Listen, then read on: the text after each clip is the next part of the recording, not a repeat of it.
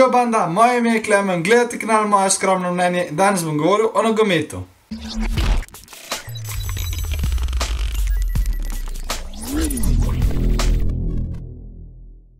Ravnokar je v švicarskem Lyonu potekal žreb četrtfinalnih parov Lige prvakov. In definitivno lahko rečemo, da nas čaka kar precej zelo zanimivih dvobojev. Če pa vam četrtfinalni pari morda še niso znani, pa vam jih bom sedaj na hitro naštel. Atletico Madrid se bo pomeril z Leicester Cityjem, Borussia Dortmund se bo za polfinale borila proti Monaku, srečala se bosta tudi Bayern in Real Madrid, za konec pa tudi Barcelona in Juventus. Če začnem najprej z dvobojem med madridskim Atleticom in Leicester Cityjem. Mislim, da ni dvoma o tem, da je v tem četrtfinalnem paru favorit Atletico. Predvsem zato, ker so v lanskoletni izvedbi Lige prvakov prišli v finale, medtem ko Leicester še v zgodovini kluba ni bil tako daleč v evropskih tekmovanjih.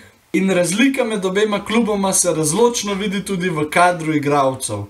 Naprimer, pri Atletiku moramo definitivno izpostaviti predvsem Antoana Griezmana, ki je nedvomno eden od najboljših napadalcev na svetu, in pa tudi našega Jana Oblaka, ki je definitivno eden od najboljših vratarjev na svetu. In če si mogoče še niste ogledali njegove trojne obrambe na tekmi proti Bayer Leverkusenu, si jo preprosto morate. Vseeno pa smo v zadnjem letu in pol videli, da Leicester Cityja preprosto ne smemo podcenjevati. Kljub temu, da so še vedno zelo blizu cone izpada v angleški ligi in da praktično nihče ni pričakoval, da bodo prišli tako daleč kot so, pa so v četrtfinalu vseeno zelo zasluženo in ta dvoboj ni že vnaprej odločen. V naslednjem četrtfinalnem paru pa bomo videli, kako se bo Borussia z Dortmunda pomerila proti Monaku. Ta par je na papirju verjetno najmanj zvezdniški, a prav na takšnih tekmah ponavadi vidimo najbolj atraktiven nogomet. Predvsem to lahko pričakujemo zaradi hitrih protinapadov, po katerih so znani igralci Borussije, in pa letošnje igre Monaka, ki se ustvarja priložnosti praktično iz ničesar. Vseeno sta to dve zelo dobri ekipi, ki sta tudi obe zelo visoko na lestvici svojih domačih prvenstev, in zelo zanimivo bo videti, kateri od njih bo uspelo priti v polfinale. Vseeno pa bi dal malce več možnosti za to igralcem iz Borussije z Dortmunda. Če pa preidem iz najmanj zvezdniškega para na najbolj zvezdniškega, pa je to najverjetneje dvoboj med Bayernom z Münchna in Real Madridom. Res komaj čakam, da se ta dvoboj med njima prične, saj sta to po mojem mnenju dve najboljši ekipi v letošnji sezoni, saj sta pokazali največ tako v domačih prvenstvih kot tudi v Ligi prvakov. Moram pa tudi reči, da sem pričakoval, da bo to finalni dvoboj, saj sta te dve ekipi letos res odlični.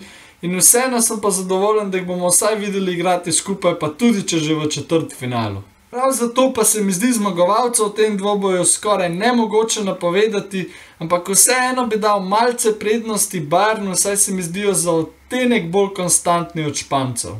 Od zadnji v četrtfinalu pa se bodo pomerili igralci iz Barcelone in Juventusa. Tu pa sta seveda dve izjemni ekipi, ki mislim, da jih za nasprotnika ni želel dobiti nihče. Juventus je preko Porta v četrtfinale prišel z veliko manj težav kot Barcelona preko PSG-ja, ampak vseeno se mi to ne zdi prednost za njih, ampak večjem za Barcelono, saj so po njihovih težavah dobili še dodatno samozavest, ki jim bo še bolj pomagala, da bodo prišli še dlje v Ligi prvakov.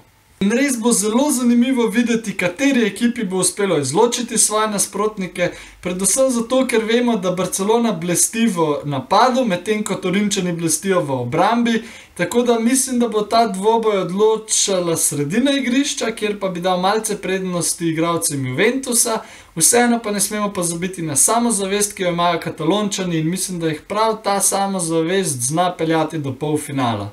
To je od mene za danes tudi vse. Lajkajte ta video, če vam je bil všeč, spodaj v komentarjih napišite, kdo so po vašem mnenju favoriti četrtfinalnih parov, ali pa se naročite na moj kanal, da ne zamudite naslednjega videa. Do takrat se zapomnite, da nobeno mnenje ni napačno, le drugačno, in adijo! In sedaj smo prišli do tekme med Barcelono in PSG-jem. In vse, kar lahko v tej tekmi rečem, je, da sem preprosto razočaran.